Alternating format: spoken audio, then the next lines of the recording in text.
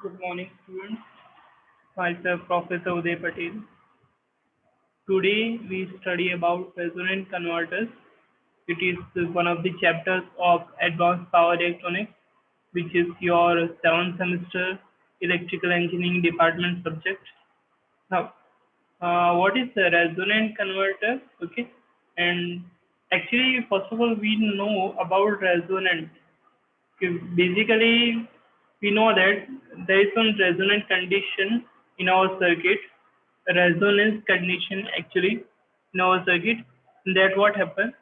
Uh, Inductive reactance is equal to capacitive reactance.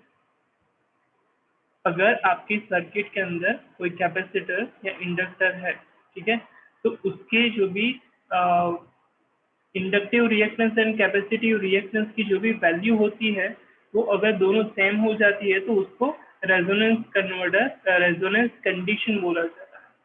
अब resonant converters क्यों आए, why we required an resonant converter, classification of resonant converter and different types of resonant converters in detail, वो सारी चीजें जो भी हैं वो हम इस चैप्टर के अंदर पढ़ने वाले हैं। फर्स्ट ऑफ ऑल आपको ये पता होना चाहिए कि कोई भी आपका चैप्टर स्टार्ट होता है तो उसका एम क्या है। ओके, अगर कुछ इश्यू हुआ होगा तो उसके सॉल्यूशन के लिए कुछ ना कुछ चीजें बनी होंगी, ठीक है। तो वैसे ही रेजोनेंट कन्वर्टर किसी प्रॉब्लम की वजह से उसको बनाया गया है, रेजोनेंट कन्वर्टर्स बनाया गया है। वो क्या है वो हम देखते हैं। फर्स्ट ऑफ ऑल जो भी प्रेजेंटेशन कंटेंट्स है वो इंट्रोडक्शन है, नीड ऑफ रेजोनेंट कन्वर्टर्स है एंड क्लासिफिकेशन है। ओके, अब अगर हम इंट्रोडक्शन की बात करते हैं तो यहाँ पे resonant inverters are electrical inverter based on resonant current oscillation. It is known as DC to DC converter or DC to AC PWM inverter. Okay, यानी बेसिकली अगर आप देखते हो तो जो भी ये इन्वर्टर है, रेजोनेंट इन्वर्टर्स या रेजोनेंट कन्वर्टर्स है, वो किसके बेसिस पे हैं? करंट के ऑक्सीडेशन में। करंट के अंदर जो चेंजेस आते हैं, ओके, उसके लिए उसके बेसिस पे रेजोनेंट इन्वर्टर्स बनाए जाते हैं। वो इन्वर्टर भी हो सकता है और चॉपर भी हो सकता है, डीसी टू डीसी का। उसका मेन यूज या मेन फंक्शन जो है, ओके, वो किस लिए है? स्विचिंग लॉसेस को रिड्यूस करवाने के लिए है। ओके, अब स्विचिंग लॉस होगा तो स्विच तो आएगी, तो स्विच कौन कौन सी हो सकती है? MOSFET and IGBT. अब इतना आपको नहीं पता चला होगा तो मैं आपको सिंपल लैंग्वेज में आपको बताता हूँ।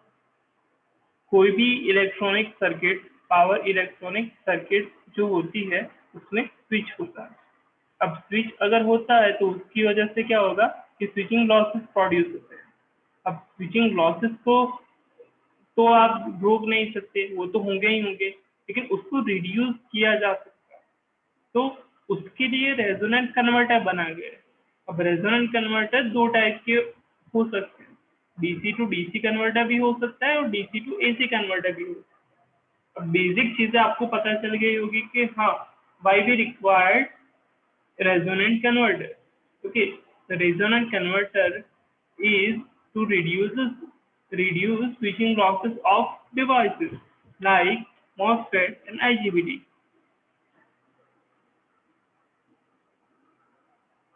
Okay, need of resonant converter. अगर नीड की बात करते हैं, ओके, तो रेजोनेंट कन्वर्टर को हम क्यों यूज करते हैं? फर्स्ट ऑफ ऑल है कि high switching stresses, okay, switching stresses काफी हाई होता है, इसीलिए high switching power losses increases with frequency. अब अगर आपको पता होगा तो मशीन के अंदर भी फ्रीक्वेंसी इंक्रीज होने की वजह से काफी सारे लॉसेस इंक्रीज होते हैं। तो वैसे ही आपकी फ्रीक्वेंसी जैसे जैसे इंक्रीज होती है तो स्विचिंग पावर लॉसेस भी इंक्रीज होते हैं काफी हाई अमाउंट। तो उसका भी सॉल्यूशन क्या है? Resonant converter. EMI, electromagnetic interference produced by dV by dt and di by dt, rate of change of voltage and rate of change of current जो है ओके उसकी वजह से इलेक्ट्रोमैग्नेटिक इंटरफेरेंस प्रोड्यूस होता है। ओके सॉरी, इलेक्ट्रोमैग्नेटिक इंटरफेरेंस की वजह से D by D T produce होता है। Frequency increase in order to reduce the converter size. Okay, अब ये सेंटेंस क्या बताना चाहता है वो मैं आपको समझा देता हूँ। अगर ट्रांसफॉर्मर की साइज की बात करें ना, तो जितना ज्यादा आपका फ्रीक्वेंसी होगा उतना ही कॉम्पैक्ट आपका क्या होगा, ट्रांसफॉर्मर होगा। फ्रीक्वेंसी ज्यादा, ट्रांसफॉर्मर का साइज कम। ओके, लेकिन फ्रीक्वेंसी अगर ज्यादा होगा तो उसकी वजह से लॉसेस भी कम होंगे, इसलिए नॉमिनल वैल्यू पे आपको क्या करना पड़ेगा, ट्रांसफॉर्मर को डिजाइन करना पड़ेगा। अब इसका हर एक का सॉल्यूशन एक ही है कि जब वोल्टेज एंड करंट जीरो होते हैं, सॉरी वोल्टेज एंड करंट जो भी है वो जीरो हो जाने चाहिए जीरो स्विचिंग पे। कहने का मीनिंग ये है कि अगर आपका क्या है कि एक साइनसॉइडल वोल्टेज है, ठीक है, अब होगा क्या कि जब जीरो पे नेचुरल जीरो जब आता है ना कि साइनसॉइडल वोल्टेज 180 डिग्री पे, तो उस टाइम आपका वोल्टेज एंड करंट भी जीरो हो जाना चाहिए, बट एक्चुअल कंडीशन में ऐसा होता है नहीं। ओके, कैसे दिखाता हूँ। उसके लिए मान लो कि एक ये हमने इन्वर्टर लिया है। ओके, ये 3 फेज था, उसके अंदर से हमने एक इन्वर्टर लैग यहाँ पे ले लिया है। ओके, अब उसके अंदर जो T प्लस है वो पॉजिटिव साइड है, T माइनस वो नेगेटिव साइड है, D माइनस डायोड आपका है, D प्लस डायोड ये आपका है, I0 आउटपुट करंट है, VD आपका सप्लाई वोल्टेज है, DC वोल्टेज को DC के अंदर से AC में कन्वर्जन करना है ना, इसीलिए। अब देखने वाली बात यह है, तो जब स्विच को क्लोज किया जाता है ना, sorry close in the sense close यानी बंद।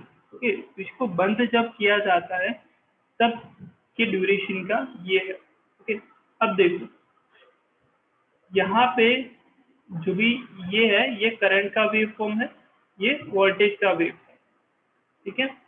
अब अगर आप स्विच के फंक्शन को काफी अच्छी तरह समझे होंगे, if you understand very well of function of switch, then you should know that if the switch is open, at that time current is not flowing from that switch, but voltage across that switch will be very high.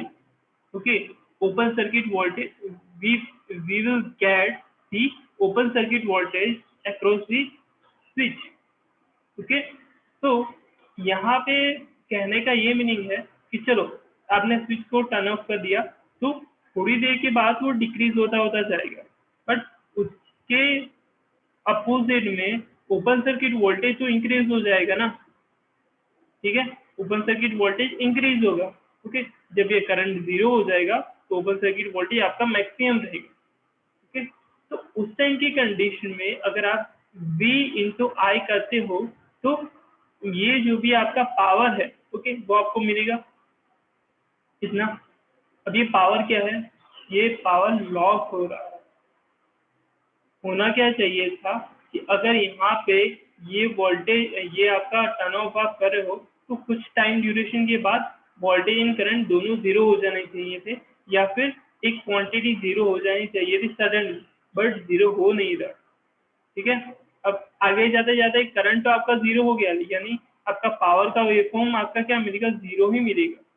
ठीक है, अब जब turn on करने की बारी आई तो आपका क्या होगा, ये इस पॉइंट पे इस टाइम सेकंड पे आपका करंट आपने क्या किया, सॉरी करंट जो भी है वो देना स्टार्ट कर दिया, तो स्विच ऑन होना स्टार्ट होगा, तो करंट धीरे धीरे धीरे करके मैक्सिमम फ्लो होगा और एक पॉइंट आके कांस्टेंट हो जाएगा, और जो भी ओपन सर्किट वोल्टेज था वो थोड़ी थोड़ी थोड़ी करके 0 हो जाएगा, और आपको पावर क्या मिलेगा, इतना मिलेगा। ओके, इसके बाद ये पावर 0 हुई, यानी इस कंडीशन में ओपन सर्किट वोल्टेज 0 हो चुका है, तो आपका T is equal to V तो आपका 0 हो गया, करंट रहेगा लेकिन पावर लॉस नहीं होगा, इसलिए आपका ये 0 हो रहा है धीरे धीरे। यानी आप जब स्विच को टर्न ऑन कर रहे हो तो भी आपको पावर लॉस हो रहा है, और जब आप टर्न ऑफ कर रहे हो तो भी आपको पावर लॉस हो रहा है। तो उसको रिड्यूस करवाने के लिए रेजोनेंट कन्वर्टर्स बनाए गए, ठीक है। इस लेक्चर के अंदर आपको ये पता होना चाहिए कि why we required resonant converters, ठीक है। हमने पहले ये समझा कि रेजोनेंस कंडीशन क्या होती है, उसके बाद हमें रेजोनेंट कन्वर्टर क्यों यूज होता है वो देखा। ओके, अब क्लासिफिकेशन ऑफ रेजोनेंट कन्वर्टर देखते हैं। तो लोड रेजोनेंट कन्वर्टर है, रेजोनेंट स्विच कन्वर्टर है, रेजोनेंट डीसी रिंग कन्वर्टर है, high frequency ring, integral half cycle converter है। तो ये सारे चीजें क्या है, classification of resonant converter. Okay, इसको वन बाय वन हम अपकमिंग जो भी लेक्चर्स होंगे उसके अंदर देखते जाएंगे। ओके, आपको सिर्फ नेक्स्ट लेक्चर जब भी आता है उसके पहले आपको ये सारी जो भी चीजें हैं ओके वो मेमोराइज कर लेनी है, आपको अंडरस्टैंड करना है कि रेजोनेंट कन्वर्टर्स क्या है। ओके, दूसरा ये जो भी मेन डायग्राम है वो आपको समझना है, ओके, कि कब आपका पावर लॉस होता है और कब आपका पावर लॉस नहीं होता है, ठीक है। Thank you so much.